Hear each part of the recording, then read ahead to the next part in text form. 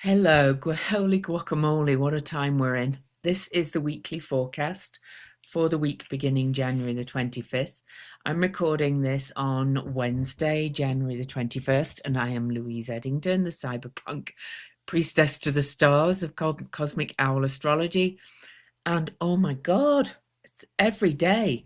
I did my quick check-in video yesterday about on the 20th about the big solar storm that we are experiencing here on Earth. And let me just see how that's going. Okay, it seems to be dissipating now. It's still unsettled though, but the storm is subsiding. So after almost 3 full days, it's been huge. But we did have um, an M3 flare when? So M3 21st today, this morning. So maybe after Space Weather wrote their report, things are going to pick up again because, as I mentioned yesterday, Stefan Burns thinks we probably will have another one. But that enough on that for now. Things that have happened since I recorded the check-in are that Prime Minister Carney, the Canadian Prime Minister, made a great speech at the World Economic Forum about the world order changing, and that is in line with the astrology. Okay, so I said I would create a document with some links. I have added it to the document I've started adding things to. Don't expect you to read and watch everything. It's up to you. It's in a Google Doc. I will post it in the description so that you can find things without searching for them.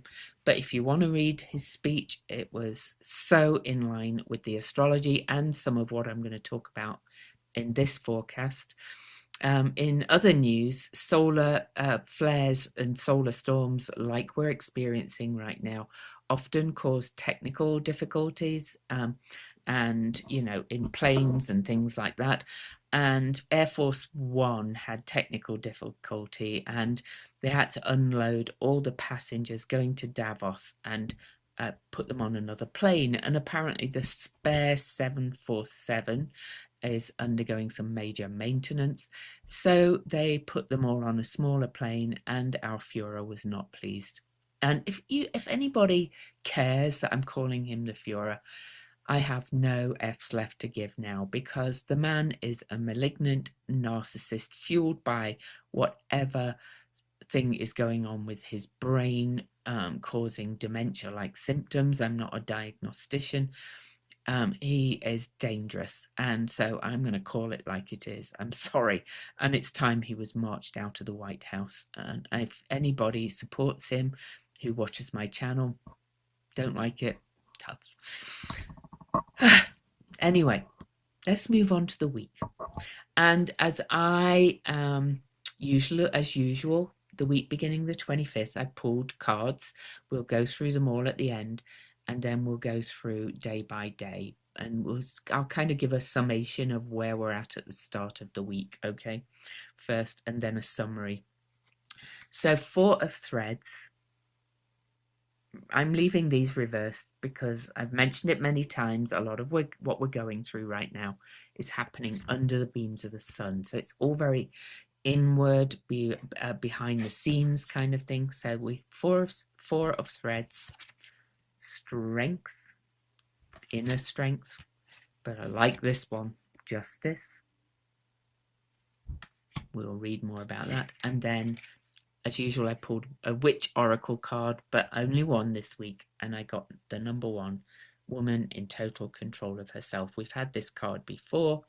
I am not surprised that we have it again. So, yeah, I am recording. Oh God, Zoom keeps changing things, and I'm going, oh, am I recording? It doesn't say I am, but I am. So anyway, gosh, I wish they wouldn't change things. Here's the chart for the start of the week. They change things a lot, and then you get on and you go, is this right? Anyway.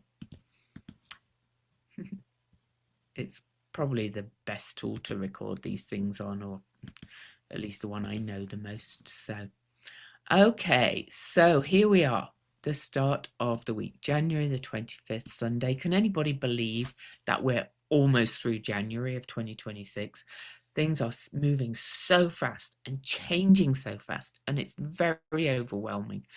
And I've mentioned many times, so here's the start of the week. Just tuning in, we start with the moon in Aries. Look where it is, right? But I've included Okiroe because she's joining the picture, the divine child of Chiron and Chariklo. I will be interviewing um,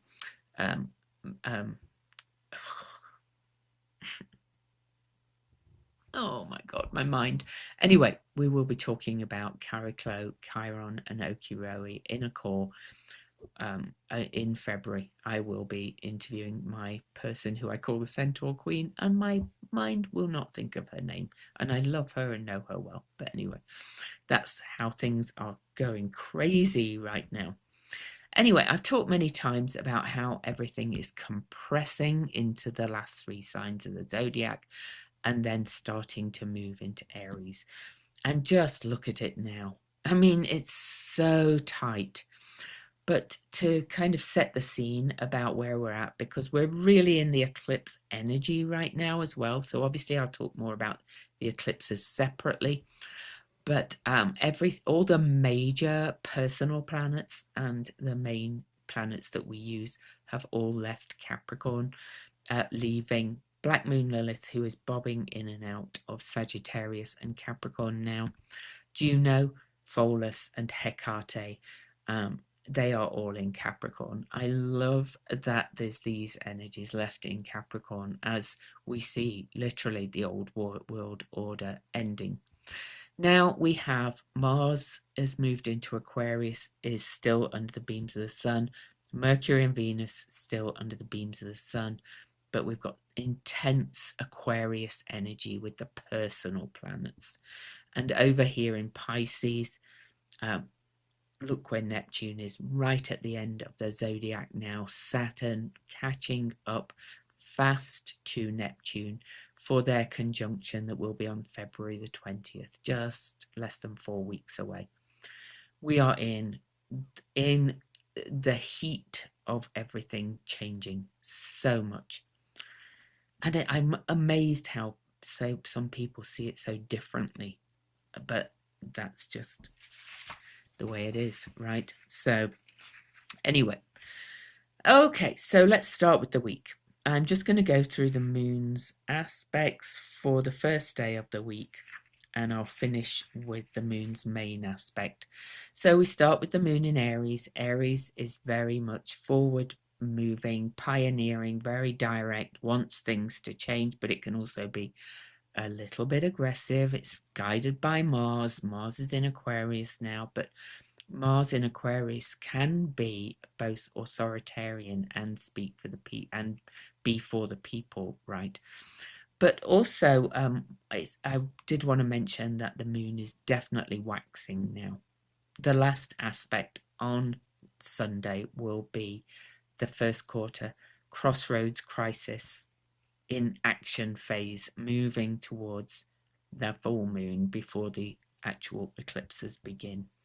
So things are heating up again in Aries, but the moon conjuncts Chiron and conjuncts Eris. So conjuncts Chiron, kind of highlighting both the wound and shining a light on the medicine that's needed if we are conscious of it and doing the work. And then Aquarius, the table shaker, showing us that I've always felt that Eris at her essence shows us the ugly of humanity. All right. So she stands up for outsiders. Yes, she does all that. She flips tables. But Eris in astrology, I really think, shows us the ugliness of humanity. And in Aries, you could say that's about the ugliness of the control, domination, culture, the masculine in its shadow, masculine energy in its shadow, right? She is showing us that right now. And all of this is moving together. So when the moon activates it, we see it more.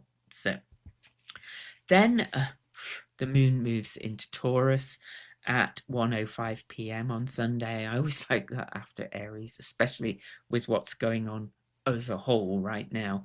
And the moon in Taurus is more rooted, more grounded, kind of look after yourself, your body, get down to your root values, your core values.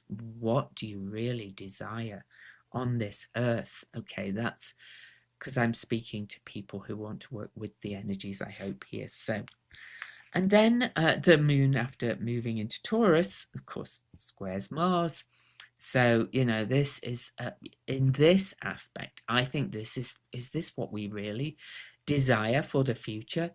What do we really desire, and how can we be a part of creating that future? That's what that aspect says to me. Then the moon squares Pluto. So that's really digging deep as well, revealing both the shadow and the detritus and the sewer and all the crap that needs to be excavated.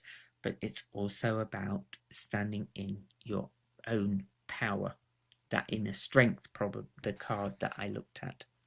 And then the moon opposes Haumea. Pluto and Haumea approaching another exact square. I've talked about that before, but Haumea is rebirth, and she is also kind of messy birth, and so we are experiencing this really kind of messy kind of collapse and rebirth energy in so many ways, but we're also experiencing it within. We are moving out of a major age here, and we've never really been here before, so you know, it's all huge.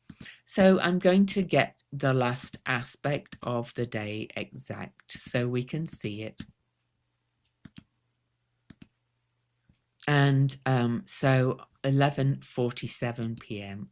Eastern on that day, right at the end of the day, the moon gets to 6 Taurus and squares the sun in Aquarius. And this is the first quarter moon, and the sun is now sitting on the south node of the USA. Can't make this stuff up, honestly. But for you personally, this is especially for the USA, but it's all about the world values as well, about how we respond to what's happening in the USA as well, and globally. It's all affecting everybody. It's the world order. It's just shifting. USA is just kind of a hub of it at the moment. And so this is like, okay, what do we do about it? What action can be taken? All right. You know, I'm not saying there is no going back. That's what Carney said in his speech, and I agree. I've said it also for a long time. We're not going back to what it was. Everything is shifting because we're moving into a new paradigm. But I still believe that we get to choose what we create from that paradigm in the big picture. Okay. Alrighty, so let's take it to the next day, 26.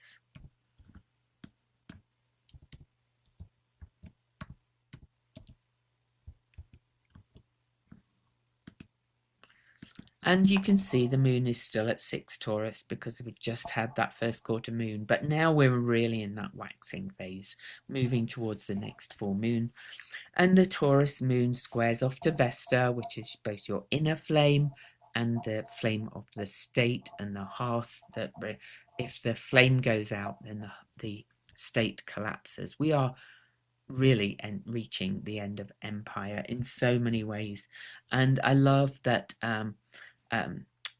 Rosie Finn, who wrote Persephone's Revolution, I interviewed her here on my channel, literally named her book Persephone's Revolution, the end of empire. So we are seeing the end of empire, I think, and moving into a whole different way of living. So then the moon will square Mercury. So ideas really flowing, okay, about how we can, you know, about what we want to do, but also what we want to create. And then the moon will square Venus, which is creativity, relationships, love, but also values. The moon, Venus is Taurus is Venus sign. So it's adding to this. It's like, okay, what can I do? What can I do? And we can all do our little part in some way, even if we feel powerless, we are not. And then the moon trine at Pholus. Pholus is take the lid off it, that inventory, take, all those things. I've talked about that before. There's no going back after what we're seeing happen in this world, right? In all ways, okay. And then on the 26th, I have to change the chart for this because this is huge. And this is, just going to start to shift everything. So Neptune moves into Aries and will be in Aries for about, it was 20, about 14 years, I think. So, in fact, let me just quickly look at that. Neptune will first, 2038, so 12, okay? So, but then it will go back and forth between Aries and Taurus. So Neptune moves into Aries for the next 12 years, over 12 years. And so we got a flavor of this last year when Neptune spent some time in Aries and Saturn spent some time in Aries, but they never met. But this is really reaching this point where Saturn will join Aries, Neptune soon in Aries, and they will be conjunct at 0 Aries on February the 20th. And just a quick reminder, because I do want to show you that the two have not met at 0 Aries, here they are, since 4361 BCE. And the Aries point is known as the will point or the point of creation. It's the start of the zodiac. This is the beginning of the creation of the new paradigm, in my opinion. Okay, so every time something activates as well, that 0 Aries point, we're moving into something really flipping new. Okay, this is huge. It's just, what a time. Yes, Saturn and Neptune, to just speak to that quickly, meet about every 37 years. And the last time was when the Berlin Wall came down, and that world order kind of shifted. But this one is even bigger. Okay, so 4,361 plus 2026 equals 6,387 years, which is approximately 3 astrological ages. Okay, so that was approximately as well the descending Kali Yuga.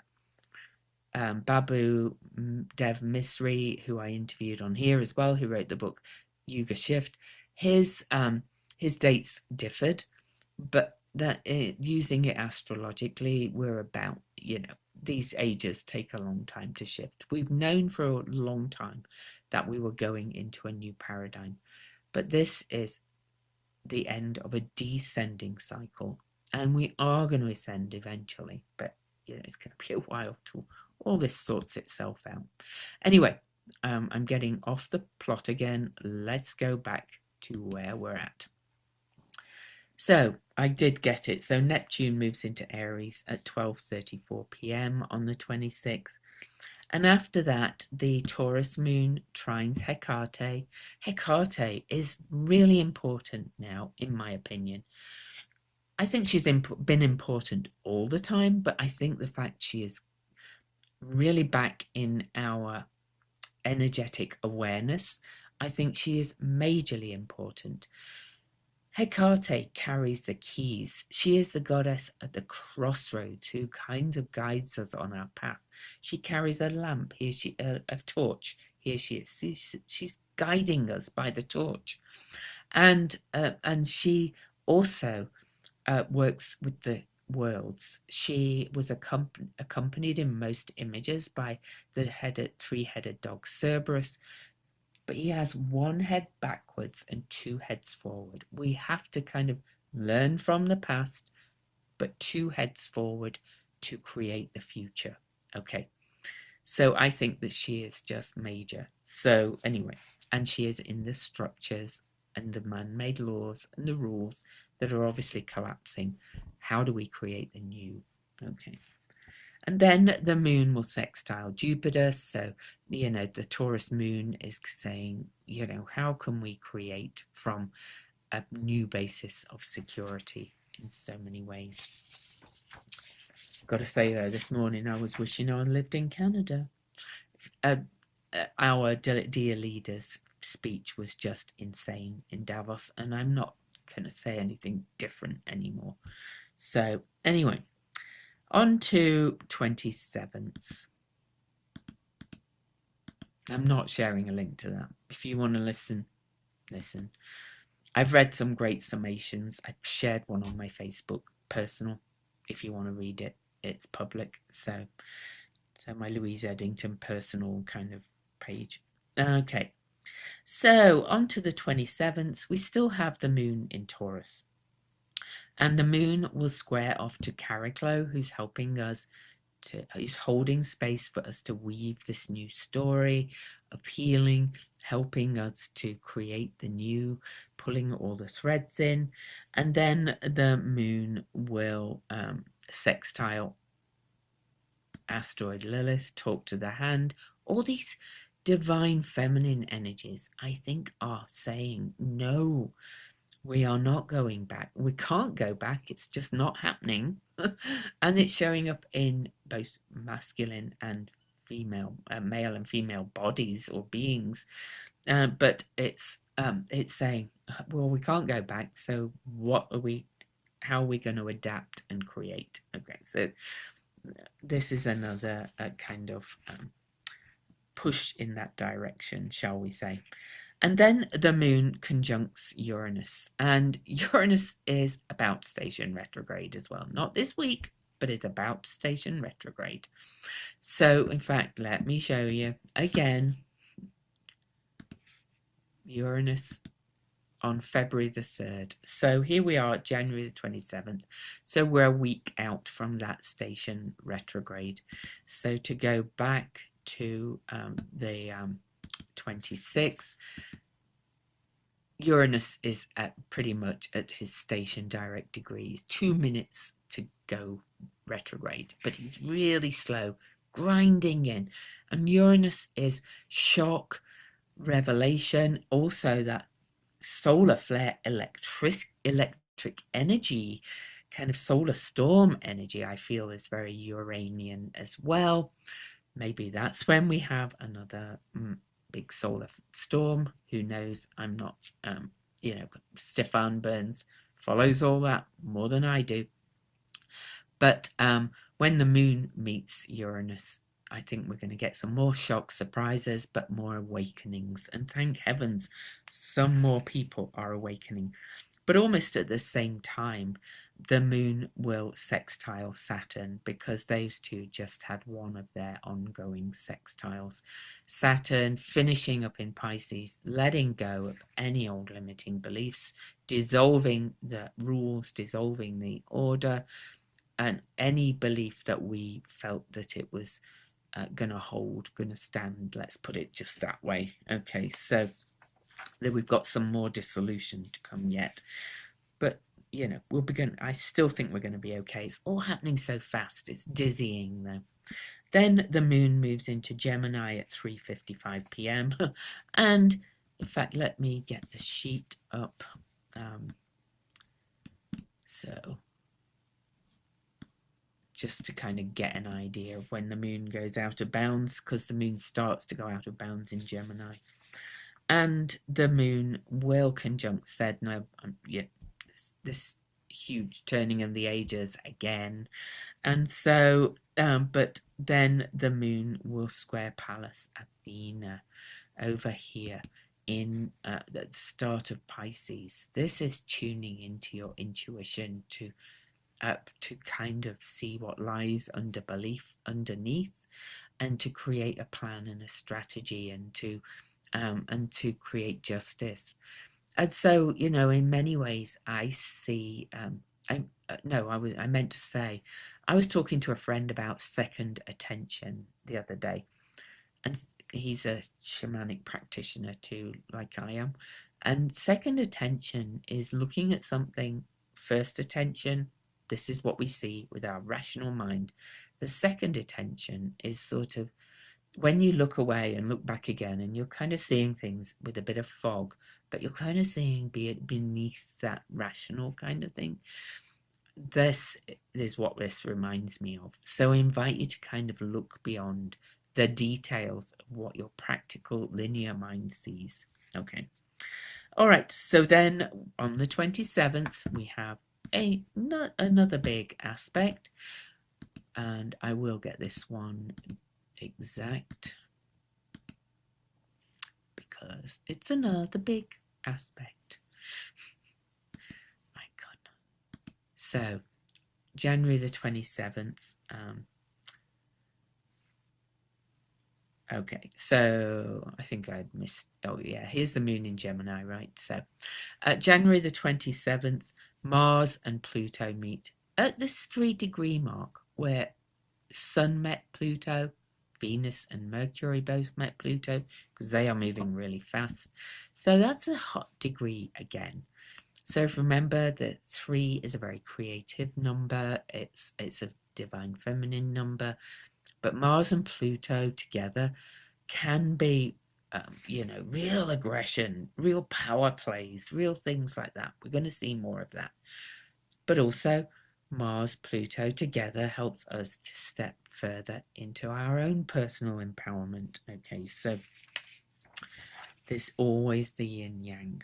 And then the moon over in Gemini trines aspects both of them right after the exact conjunction. So Gemini is the mind. This is ideas, but this is changing perceptions too from what happens. So it could be the harsh kind of words from the people that are trying to cling on to their power by any means possible, but it's also going to shift more people. Okay, so who just go, no, this is too much kind of thing. And please, I just saw one of my astrology friends get attacked because Carney's a tool of the globalists and this, that, and the other. Blah, blah, blah, blah, blah, blah. This is beyond the individuals, okay? They are kind of playing their part in many ways about how we're trying to adjust to this shifting paradigm, all right? So that's what I would love you to think about when you look at this. And I'm going to move on to the 28th now. So on to the 28th. Yes, in fact, let me go back a day. 27th. I don't think I got it to the 27th. Sometime on the 27th, after the moon goes into Gemini, I think. I'm not going to get it exact. The moon goes out of bounds again. By the time we start on the 28th, the moon is quite far out of bounds and things again are still like, oh my God, we've never been here before. This is so far beyond the norms that we are coming from. But moon in Gemini is taking in all this information and changing perceptions and beliefs and ideas. Okay. And then on the 28th, the moon will trine the sun. So we had that first quarter moon on Sunday. Now we're at the opening trine, which is like getting into the last major phase before the full moon. So again, energy picked up hugely. And the moon will trine Vesta. I talked about what Vesta means already. But then the moon will square the nodes. And the moon will square the nodes at this degree pretty much, 9:21 Gemini to Virgo Pisces. But this is the last lunar square before we really dive into the eclipse energy, and the nodes will soon move back to 8 degrees. So this is, another kind of bendings, kind of turning, changing perceptions, changing realizations based on the information that's coming in to our psyche. The Sun will conjunct Vesta. Now, this is at 8 degrees. I like that one because the 8 is also the number of infinity and stability when you put it on its side.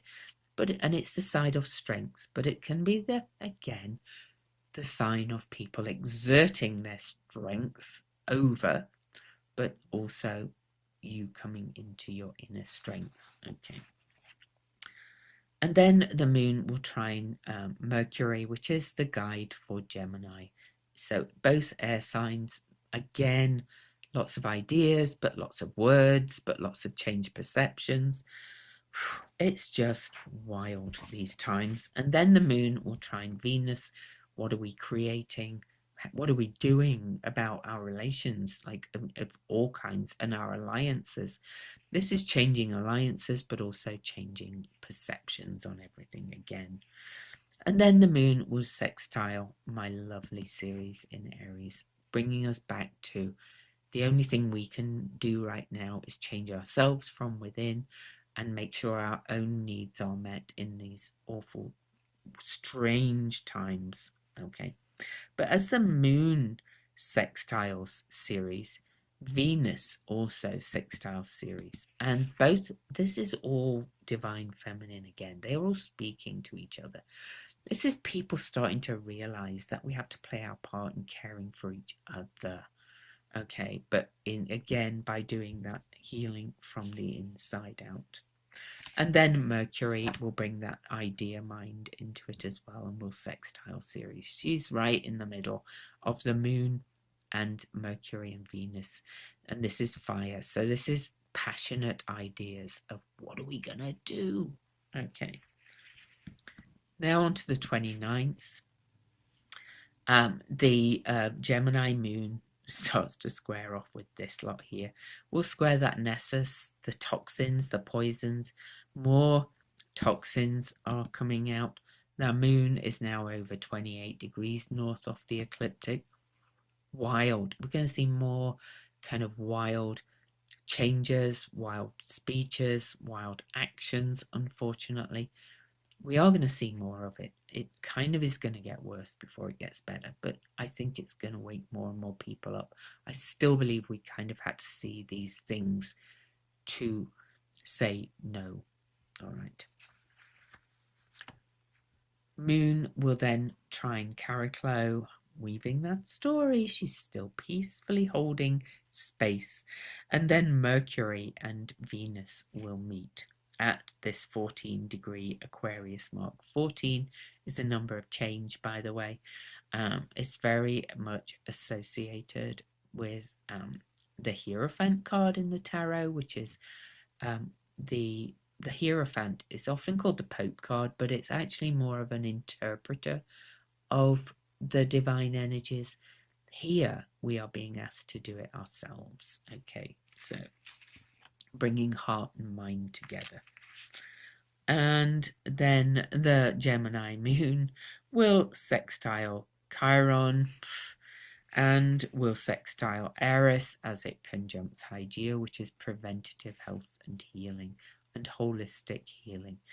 Again, what can we do? How can we change what we say, what we do, our perceptions based on all this craziness that's going? More people will change again. I'm convinced of it. Then later on the 29th, the moon will square off to Saturn, almost at the last degree of Pisces now. 28-25 is exactly the square. And again, that's letting go of even more kind of structures collapse, but it's also those self-limiting beliefs. Okay. And then at 5:31 p.m. on Thursday the 29th, the moon will move into Cancer. And I am going to get that one going because... So the moon moves into Cancer, her own sign, and she is even more out of bounds, way out of bounds again. But the moon in cardinal sign will make its first opening square to Neptune. Now Neptune is solidly in Aries till 2038, 12 years. This is what can we start to create that is more interconnected. I really love this aspect, but how can we really create differently with this realization that we've all been coming to, that we do not live in a straightforwardly empirical cosmos, and we must integrate both right, left brain, intuition, and empiricism, and all these things, and we must bring it all to center. But will we? I hope so. And then the moon trines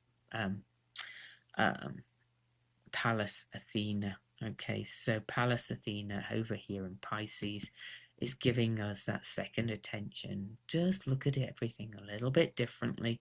Tune into your intuition. What is it telling you?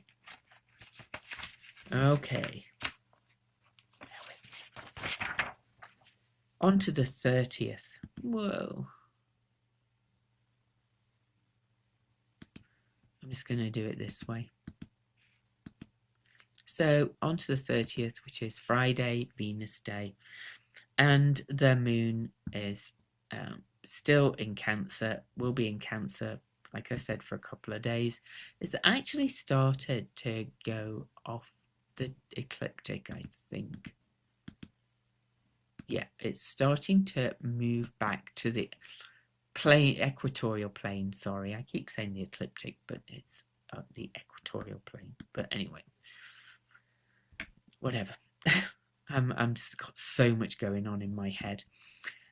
So Friday, the moon is starting to move back in bounds, but it's still way out of bounds. We can see that it makes this lovely water trine, but to Pallas Athena and to Haumea. Another water trine, but this one is saying we must see the patterns and we must stand up for justice and create something from this chaos and this mess. Okay, rebirth again. And then the moon will trine the North Node in Pisces and will oppose Juno, our sacred contracts with each other, having a good look at all of those kind of things. Will oppose Pholus, more kind of lid comes off, Pandora's box energy, and will square off to Ceres. This is really kind of making another cardinal T-square, pushing for change as we approach the full moon. We're really in that heightened energy of full moon energy as well. Okay, and then the moon will oppose Hecate.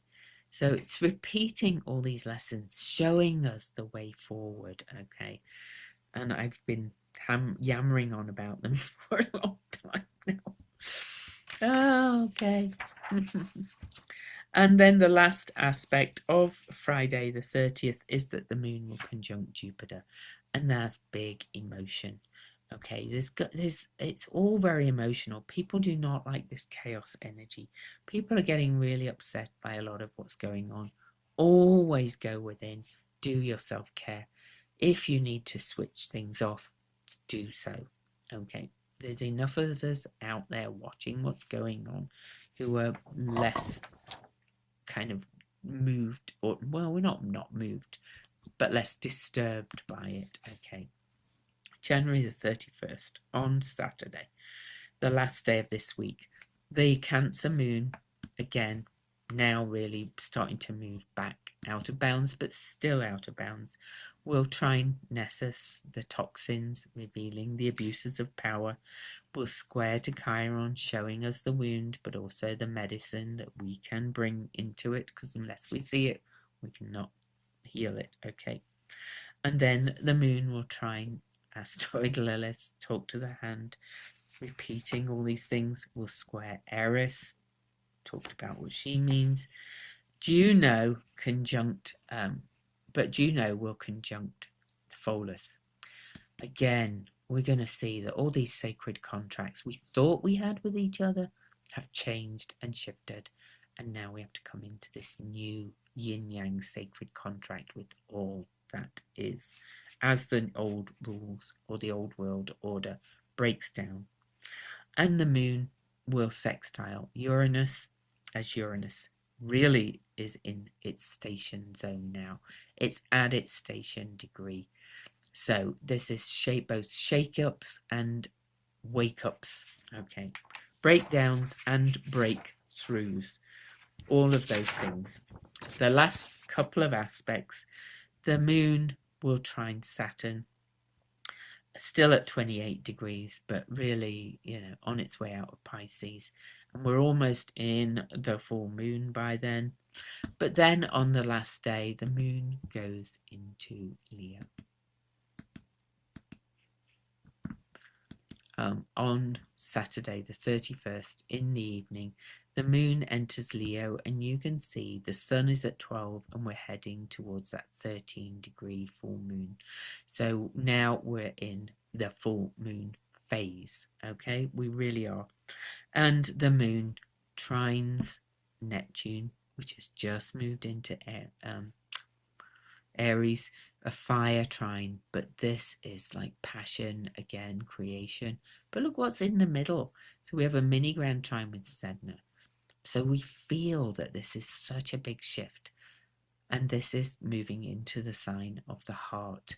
So please move into your heart. Do heart meditations on that day so that you are able to see what's happening with the new, seeing with the eye of the heart. Okay, including seeing yourself with the eye of the heart. All right, so I'm going to stop the share and look at the cards, go back. But it's another big week again, just in itself, Neptune, and the fact we're heading towards the full moon right after the end of this week. But the fact that Neptune moves into Aries for the next 12 years is huge in itself. We're really kind of in the change now, a collapse and change, I would say as well. Just let me check one other thing before I do. Yeah, all the personal planets finish the week still under the beams of the sun, but that's going to start to change soon as well.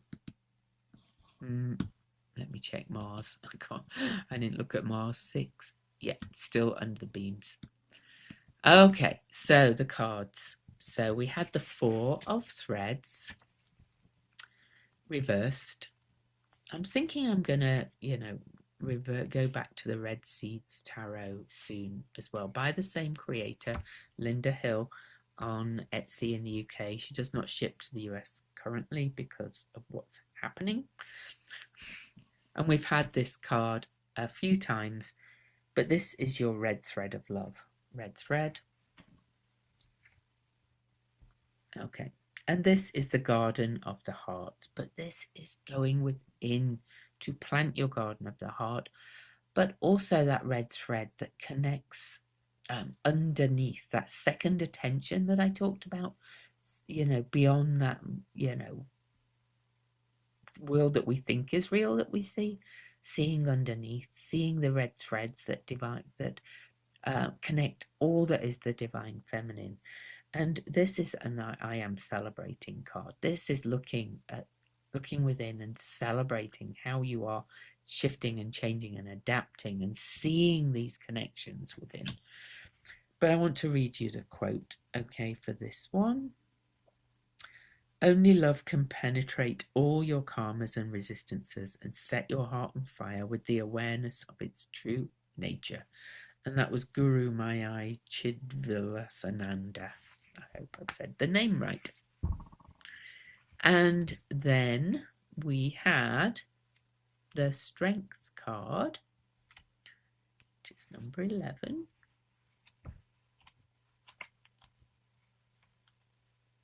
Two major arcana cards towards the end. And again, this is also the red threads. I am inner strength. So this is just really emphasizing that Four of Threads card about this is about going in and to your inner strength and wearing a red thread to remind you of who you are, because in some ways that's all we know. So the quote is, at the ends of the universe is a blood-red cord that ties life to death, man to woman, will to destiny. Let the knot of that red sash which cradles the hoops of the goddess bind in me the ends of life and dream. I am the knot where the two worlds meet. That's by Norman D. Ellis. And in some ways that's very emblematic of Neptune's shift into Aries. The end of the zodiac, the beginning of the zodiac, really is the step between two worlds in many ways. So what a time. Justice. Number 8. This is the hero's sword. I am truth. I'm going to read a couple of quotes, but this says, may your moral compass guide your way and never get lost. Okay. Without the perfect equilibrium enacted by the scales, the sword becomes a dangerous instrument of power rather than justice. Damien Hirst. And another quote, you see, you're not paying close enough attention. Theseus fought for his life. He shook his head, but the Minotaur fought for Ariadne.